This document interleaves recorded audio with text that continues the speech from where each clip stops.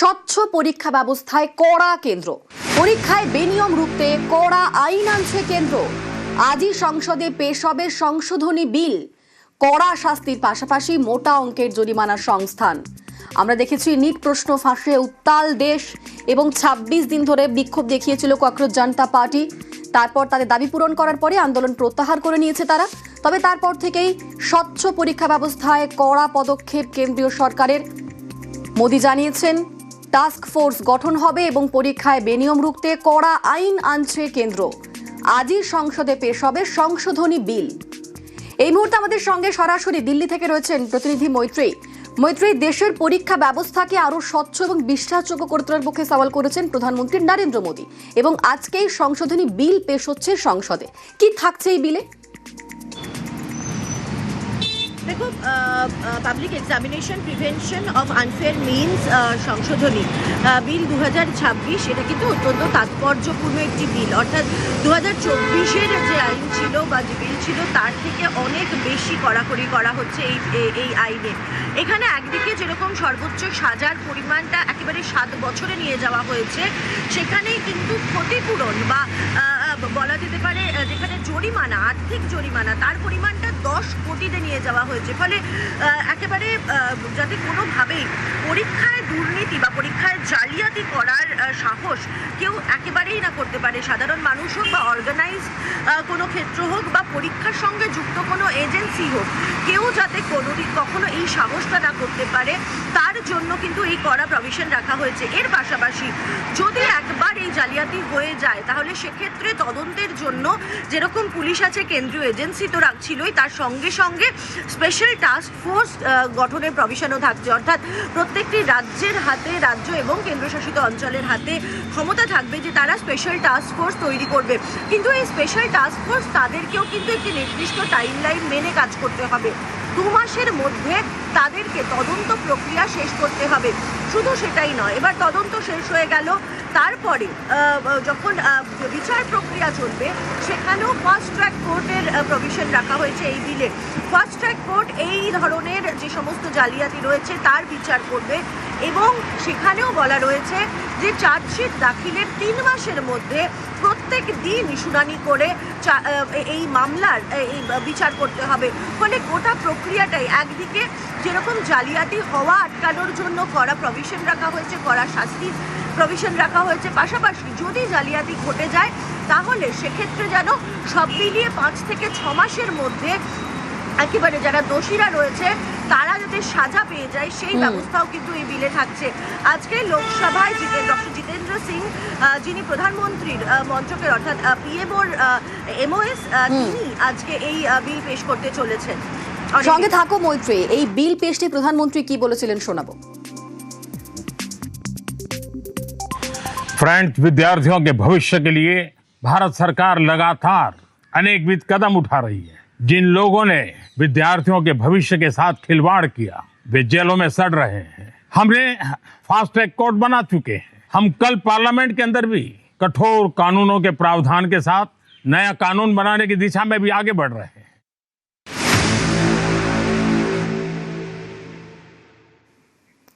স্বচ্ছ পরীক্ষা ব্যবস্থায় কড়া কেন্দ্র, ডিজিটাল বিপ্লবের বিশ্বকর্মাকে দায়িত্ব। প্রধানমন্ত্রী নরেন্দ্র মোদীর মাস্টার স্ট্রোক, টাস্ক ফোর্স গঠনের কথা ঘোষণা করেছেন প্রধানমন্ত্রী। টাস্ক ফোর্সের মাথায় নন্দন নিলেকানি, দেশের ডিজিটাল বিপ্লবের বিশ্বকর্মা নন্দন নিলেকানি। আমাদের সঙ্গে দিল্লি থেকে মৈত্রী রয়েছেন সরাসরি। মৈত্রী, এই নন্দন নিলেকানিকে, তাকে ডিজিটাল বিপ্লবের বিশ্বকর্মা কেন বলা হয়?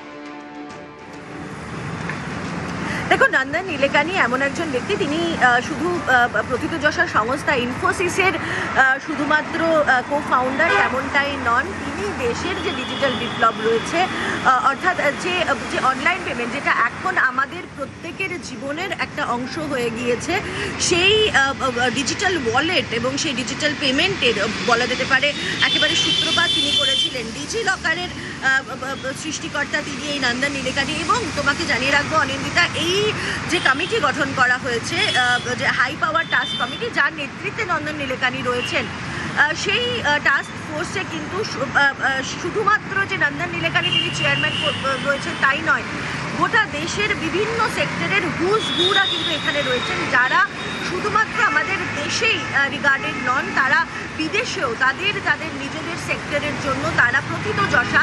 তার মধ্যে এস সোমনাথ রয়েছেন, যিনি প্রাক্তন ইসরোর চেয়ারম্যান, রয়েছেন প্রাক্তন আইবি ডিরেক্টর তপন ডেকা, আইআইটি চেন্নাইয়ের ডিরেক্টর ভি কামাকোটি, প্রাক্তন এডুকেশন সেক্রেটারি অনিতা কারওয়াল এবং লজিস্টিক্স এক্সপার্ট অমৃতলাল মিনা। ফলে সমস্ত দিকের এক্সপার্টদেরকে নিয়ে এই হাই লেভেল টাস্ক ফোর্স তৈরি করা হয়েছে, যারা এনটিএ অর্থাৎ ন্যাশনাল টেস্টিং এজেন্সি যারা গুরুত্বপূর্ণ পরীক্ষা কন্ডাক্ট করে, তাদের পরীক্ষার গোটা প্রক্রিয়াটি যাতে আরও বেশি একেবারে ত্রুটিমুক্ত হয়ে যায় সেটা তারা দেখবেন এই স্পেশাল টাস্ক ফোর্স।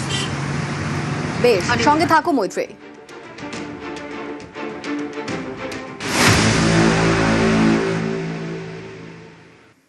हमारी परीक्षा पद्धति विश्वस्त हो, हमारी परीक्षा पद्धति ट्रांसपेरेंट हो, हमारी परीक्षा पद्धति में सबसे ज्यादा टेक्नोलॉजी का उपयोग हो, इन सारी बातों को ध्यान में रखते हुए विश्व प्रसिद्ध टेक्नोलॉजी एक्सपर्ट श्रीमान नंदन नीलेकनी जी के नेतृत्व में एक हाई पावर टास्क फोर्स बनाने का निर्णय किया है, जो एग्जामिनेशन रिफॉर्म की तरफ फोकस करेगा और जल्द से जल्द आने वाली परीक्षाओं की विश्वसनीयता को सुनिश्चित करने का काम इसके रिपोर्ट के आधार पर कर दिया जाएगा।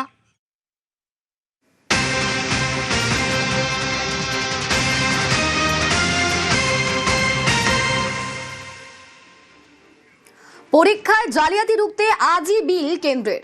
ককরোচ আন্দোলন হাতছাড়া হওয়ায় চাপে বিরোধীরা, কেন্দ্রকে পাল্টা চেপে ধরতে মুলতুবি প্রস্তাব বিরোধীদের। আমরা দেখেছিলাম যে এই ককরোচ আন্দোলনকেই হাতিয়ার করতে চাইছিলেন বিরোধীরা, তবে তা কার্যত সম্ভব হয়নি, কারণ সে আন্দোলন প্রত্যাহার করে নিয়েছেন তারা।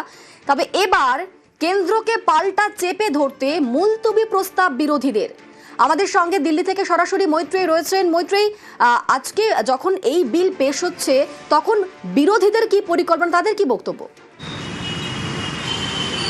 দেখো, বিরোধীদের তরফ থেকে তারা নিঃসন্দেহে গত শনিবারের যা ঘটনা পরম্পরা, তারপরে তাদের স্ট্র্যাটেজি যথেষ্ট চাপে। তার কারণ দেখো, বিজেপির যে প্রোটেস্ট, সেই প্রোটেস্টকে হাতিয়ার করে বিরোধীরা তাদের ফালে হাওয়া পাওয়ার একটা বড় চেষ্টা তারা নিশ্চিতভাবে করেছিলেন, কিন্তু তাদের বক্তব্য স্পষ্ট। সিজেপি তাদের প্রোটেস্ট উইথড্র করে নিলেও গত সোমবার অর্থাৎ 20শে জুলাই এই দিল্লি শহরে যে বিক্ষোভ ঘটেছিল এবং সেই বিক্ষোভে পুলিশি লাঠিচার্জ এবং টিয়ার গ্যাস চালানো, এই সমস্ত ক্ষেত্র কেন হয়েছিল, কার নির্দেশে হয়েছিল, সেই সবের জবাব মেলেনি। এবার বিরোধীরা সেই ইস্যুটাকেই ধরে সরকারকে কর্নার করার চেষ্টা করছে। ফলে আজকে যখন বিল পেশ হচ্ছে তখনই রাজ্যসভায় একাধিক নোটিশ দেওয়া হয়েছে, 267 নোটিশ, যেখানে অন্য সমস্ত আলোচনা বা অন্য সমস্ত প্রক্রিয়া অধিবেশনের সেটাকে স্থগিত রেখে আলোচনা করার দাবি জানানো হয়েছে বিরোধীদের তরফ থেকে। এবং আমরা যেটা সূত্র মারফত জানতে পারছি যে বিরোধীরা এই দাবি তারা চালিয়ে যাবেন এবং একেবারে এবার তাদের লক্ষ্য কেন্দ্রীয় স্বরাষ্ট্রমন্ত্রী এবং প্রধানমন্ত্রী। ধন্যবাদ মৈত্রী। এই যে ককরোচদের আন্দোলন, সেই আন্দোলনে সামিল হতে চেয়েছিলেন বিরোধীরা, তবে ককরোচরা সেই আন্দোলন প্রত্যাহার করে নিয়েছে। তাহলে বিরোধীদের হাতে কি রইল? পেন্সিল। অবস্থান প্রত্যাহারে মাঠে মারা গেল বিরোধী ছক। আর সোলার পাখায় ভর করে ইন্ডিজোটের লম্ফঝম্প। সিজেপির মঞ্চে রাহুল, প্রিয়াঙ্কা, অখিলেশ সহ একাধিক বিরোধী নেতা। পড়ুয়াদের সঙ্গে শিক্ষামন্ত্রীর পদত্যাগ দাবি বিরোধীদের। সিজেপির দাবি সরকার মানায়, তাহলে কি চাপে বিরোধীরা?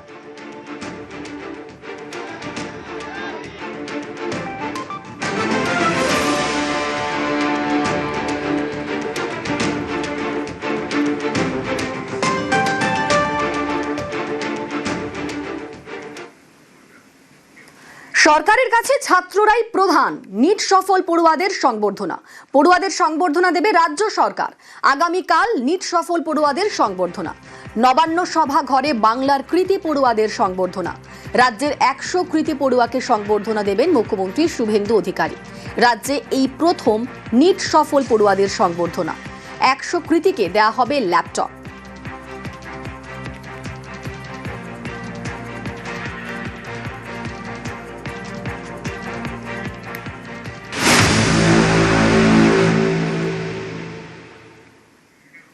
আবার সংস্কারমূলক বার্তা সংঘের।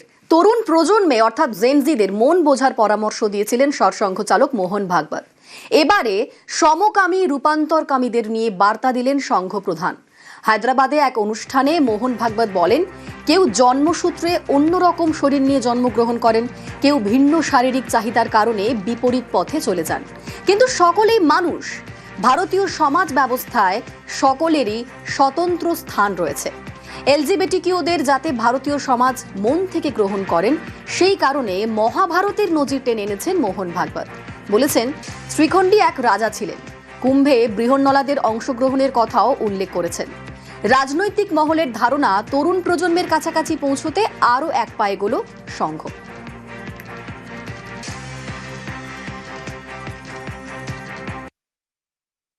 LGBT ये वो ऐसा वैसा सब चलता है। कुछ तो प्रकृति ने दिए हुए प्रकार है, हम कुछ नहीं कर सकते, वो भी कुछ नहीं कर सकते, उनको ऐसा पैदा किया है। हमारे यहाँ कहा गया कि ये है और कुछ क्यूरेबल है, वो क्योर होगा। जो नहीं है वो भी मनुष्य है, उनको भी जीने का अधिकार है, उनको समाज से अलग थलग नहीं करते, उनको हीन भाव से मत देखो। तो शिखंडी एक राजा था और सब वीरों के बराबर लड़ने के लिए गया। उनके देवी देवता है, उनके देवस्थान है, उनके महामंडलेश्वर भी है, कुंभ में आते हैं, क्योंकि समाज की दृष्टि उनके प्रति सहानुभूति की बनी रहे, अपने ही समाज के अंग है, ये बात बनी रहे, इसलिए चुपचाप उनकी एक ठीक प्रकार से व्यवस्था ऐसा हमने किया है। इन सब बातों के उत्तर देने वाली हमारी समग्र एकात्म दृष्टि के आधार पर अगर हम विचार करते हैं तो सब ठीक रहता है, ठीक होता है। কলকাতা পুরসভায় এবার ডাবল সেঞ্চুরি। কেএমসির ওয়ার্ড সংখ্যা 144 থেকে বেড়ে হচ্ছে 200। আজ পুর ও নগরোন্নয়ন দফতরে খসড়া প্রস্তাব। আমাদের সঙ্গে বিশ্বজিৎ রয়েছেন প্রতিনিধি। বিশ্বজিৎ, এই প্রস্তাবে কি বলা হচ্ছে? মুখ্যমন্ত্রী কলকাতা পুরসভার প্রথমবারের জন্য এসেই বলেছিলেন ডিলিমিটেশন হবে এবং তারপর কলকাতা পুরসভার নির্বাচন হবে, এবং সেই মতো কলকাতা পুরসভার প্রশাসক দুটি কমিটি তৈরি করেন এবং সেই কমিটির একটি সেন্ট্রাল ডিলিমিটেশন কমিটি এবং বড়ো ভিত্তিক 16টি বড়োতে 16টি বড়ো ভিত্তিক ডিলিমিটেশন কমিটি।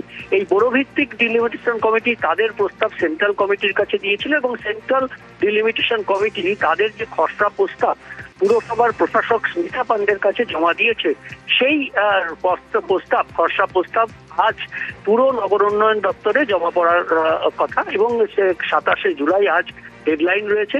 এই প্রস্তাবে কি রয়েছে না, সেন্ট্রাল ডিলিমিটেশন কমিটি যে প্রস্তাব এনেছে তাতে কলকাতার যে মূল এলাকা অর্থাৎ 1 থেকে 100 নম্বর ওয়ার্ড তাদেরকে আলাদা করে ডিলিমিটেশন করা হয়েছে এবং 101 থেকে 144 পর্যন্ত যে অ্যাডেড এরিয়া তাদেরকে আলাদা করে ডিলিমিটেশন করা হয়েছে। মূলত কলকাতা জেলা এবং দক্ষিণ 24 পরগনা জেলার প্রশাসনিক কাজের সুবিধা এবং যে নির্বাচনের কাজের সুবিধার জন্যই এটা করা হয়েছে এবং 101 থেকে 100 যে ওয়ার্ড ছিল সেটা বেড়ে হচ্ছে 130টি ওয়ার্ড, অর্থাৎ কলকাতায় মূল কলকাতায় 130টি ওয়ার্ড হচ্ছে এবং বাকি যে অ্যাডেড এরিয়া সেখানেও 26টি ওয়ার্ড বাড়ছে, সেখানেও হচ্ছে 70টি ওয়ার্ড, অর্থাৎ সব মিলিয়ে 200টি ওয়ার্ড হবে এবং সেই ওয়ার্ডের পুনর্বিন্যাস করে সেটার খসড়া প্রস্তাব আজ পুর নগর উন্নয়ন দপ্তরে জমা পড়ছে এবং এর ভিত্তিতেই যে প্রস্তাব নেওয়া হবে কলকাতা পুরসভায় চূড়ান্তভাবে কটি ওয়ার্ড হচ্ছে এবং তাদের সীমানা পুনর্নির্মাণ সেটাই পুর ও নগর উন্নয়ন দপ্তর সেটা প্রকাশ করবে।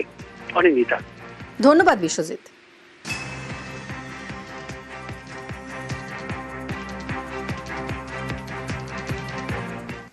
আমাদের মাননীয় মুখ্যমন্ত্রী বলেছিলেন যে কলকাতা মিউনিসিপ্যাল কর্পোরেশনের ইলেকশনটা নভেম্বর মাসে হবে, তার আগে আমরা একটা প্রস্তুতি নিয়েছি যে আমাদের বিভিন্ন ওয়ার্ডের যে পপুলেশন আছে ওইটা একটু স্কিউড আছে, কোনো ওয়ার্ডে খুবই কম আছে আর কোনো ওয়ার্ডে অত্যন্ত বেশি আছে। তো এইটাকে স্ট্রিমলাইন করার জন্য একটা এক্সারসাইজ নেওয়া হয়েছে, একটা ডিলিমিটেশন এক্সারসাইজ নেওয়া হয়েছে, যেখানে 144 ওয়ার্ড থেকে বেড়ে আমরা 200 ওয়ার্ডের দিকে চলে যাচ্ছি।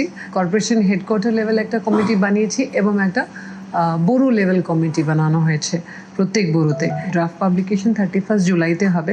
আমরা এই প্রিপারেশন অফ নোশনাল ওয়ার্ডস করব, ফিল্ড সার্ভে করব। So in the delimitation the area of KMC remains the same, it is only the words which are getting change. আমরা চেষ্টা করছি যে 16 থেকে 18,000 এর মধ্যেই আমরা ভোটার্সগুলোকে রাখবো।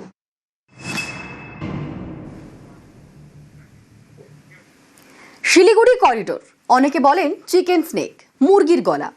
এই গলা কেটে দিলেই নাকি গোটা উত্তর পূর্ব ভারত বিচ্ছিন্ন হয়ে পড়বে।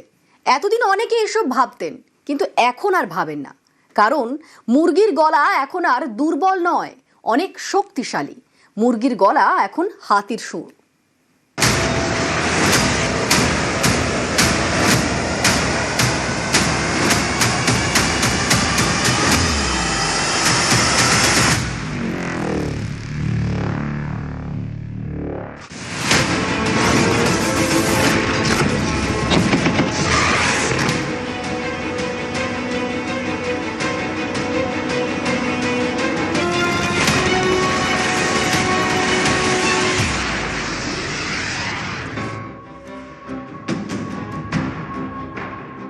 চিকেন স্নেক কথাটা তো কয়েনেজ করেছিল শারজিল ইমাম, এবং সেটা ভারতের একটা দুর্বলতাকে বোঝানোর জন্য করা হয়েছিল, যে ভারত খুব দুর্বল এই জায়গাটাতে, এবং এইখানটা দিলে আমি যদি এই জায়গাটাকে বিচ্ছিন্ন করে দিতে পারি তাহলে গোটা নর্থ ইস্টের 7টি স্টেট ভারতের থেকে আলাদা হয়ে যাবে। এটা এক ধরনের একটা থ্রেড পশ্চারিং ছিল, এবং যেটাকে আমরা শিলিগুড়ি করিডোর বলি সেটারই কয়েনেজ হচ্ছে চিকেন স্নেক, দুর্বলতা বোঝানোর জন্য। শিলিগুড়ি করিডোর কথাটার মধ্যে কোনো দুর্বলতা নেই, কিন্তু চিকেন স্নেকের কথাটার মধ্যে একটা দেখানো ভাব আছে যে দেখো মুরগির গলা টিপে ধরলে মুরগিটি যাবে আর কি, মারা যাবে। তথ্য বলছে গত 10 থেকে 12 বছরে একটু একটু করে বদলে গেছে শিলিগুড়ি করিডোর। অনেকেই প্রশ্ন করেন দুর্বল এলাকা হঠাৎ শক্তিশালী হয়ে উঠল কিভাবে, মুরগি হাতি হলো কিভাবে। পরিকাঠামোর উন্নয়ন থেকে সীমান্ত সুরক্ষা ব্যবস্থা, ধাপে ধাপে দুর্বল শিলিগুড়ি করিডোরকে দেশের অন্যতম শক্তিশালী এলাকায় পরিণত করে ফেলেছে ভারত। চিকেন স্নেককে কেন্দ্র করে সেনার ত্রিভুজ বেস ক্যাম্প তৈরি করেছে ভারত। অসমের ধুবড়িতে লাচিত বরফুকন সেনা ছাউনি, বিহারের কিষানগঞ্জ এবং বাংলার চোপড়ায় সেনার ফরওয়ার্ড পোস্ট শিলিগুড়ি করিডোরে সেনার শক্তি অনেকটাই বাড়িয়ে দিয়েছে।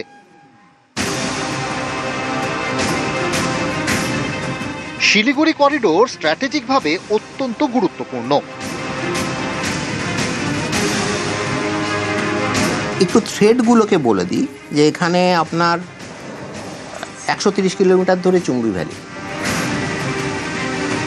তারপরে হচ্ছে ডোকলামের ঝাম্পেরি রিচ থেকে এই যে জায়গাটা আমাদের Siliguri corridor, direct line of sight দেখা যায়, মানে আপনি টেলিস্কোপ দিয়ে দেখতে পাবেন। এটা দূরত্ব হচ্ছে 100 কিলোমিটার। আচ্ছা, ঠিক আছে, মানে এটা এখান থেকে যে থ্রেডটা আসতে পারে সেটা হচ্ছে ডাইরেক্ট আর্টিলারি কিংবা মিসাইলের থ্রেড। আর তারপরে হচ্ছে আপনার লালমনিরহাট বাংলাদেশে।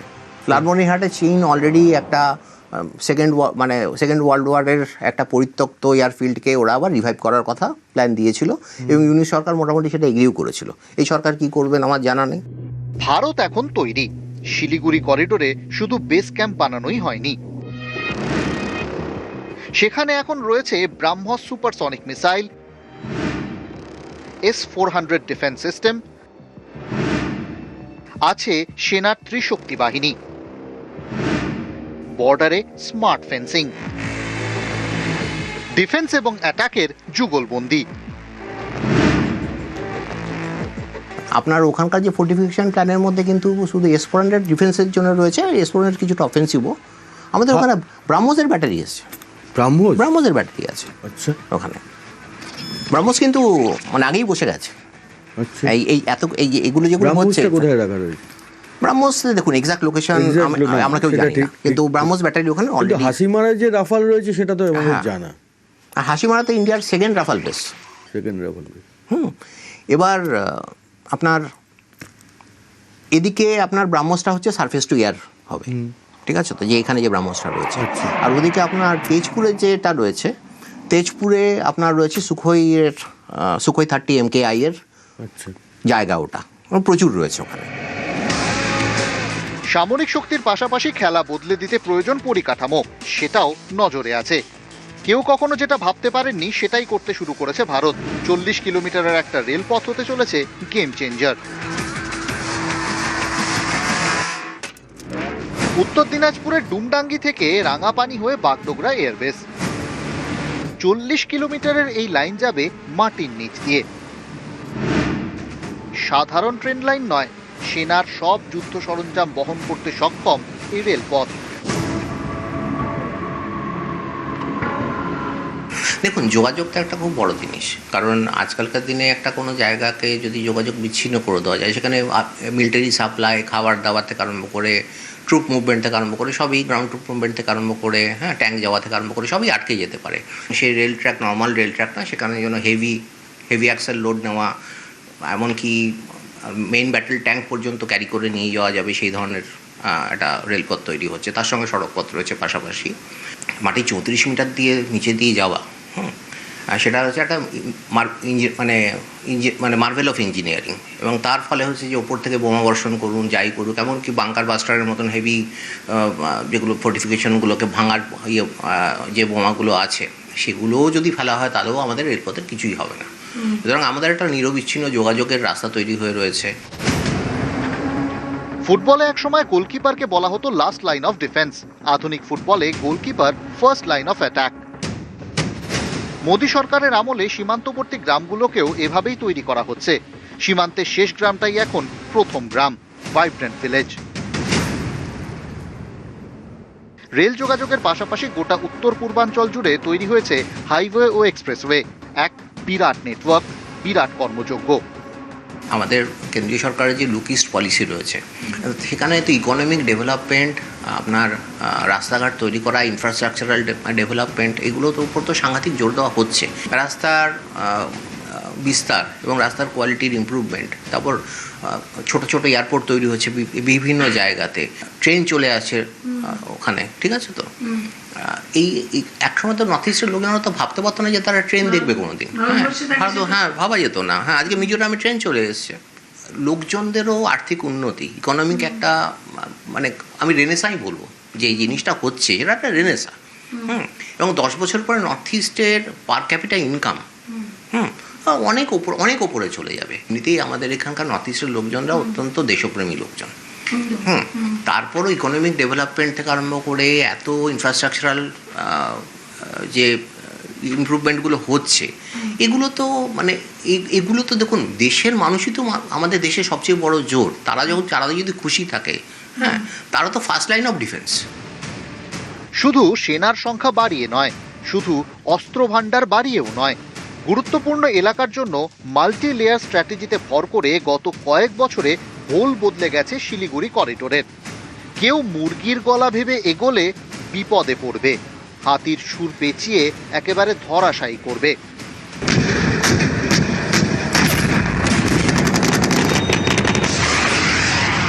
এলিফ্যান্ট ট্রাঙ্কও তো সরু একটা জিনিস, কিন্তু তার মধ্যে প্রবল শক্তি রয়েছে। ওখানে মানে তাকানোর দৃশ্যটাও কেউ করবে না। ভারতবর্ষ অলরেডি নিজেদের সক্ষমতার প্রমাণ অপারেশন সিন্দুরে দিয়ে দিয়েছে। S-400ও প্রমাণ করেছে নিজেকে কি করতে পারে, রাফাল প্রমাণ করেছে কি করতে পারে। আরেকটা জিনিস বলছি, আকাশতীর এয়ার ডিফেন্স সিস্টেম। এতগুলো দিক থেকে যখন আমি একটা জায়গাকে ঘিরে রেখেছি, এবং তার জন্যে আমরা অফেন্স এবং ডিফেন্স একসঙ্গে আমি একসঙ্গে অফেন্সিভ এবং ডিফেন্সিভ হতে পারি ওই জায়গাটার উপর বেস করে। সুতরাং এটাকে তো আমি এলিফ্যান্ট ট্রাঙ্ক বলবই। শিলিগুড়ি করিডোরে বদলের বিপ্লব, বদলে গেছে বছরের পর বছর ধরে চলে আসা ধারণা। চিকেন স্নেক অতীত, শত্রুর ভয়, হাতির সুর। নিউজ 18 বাংলা।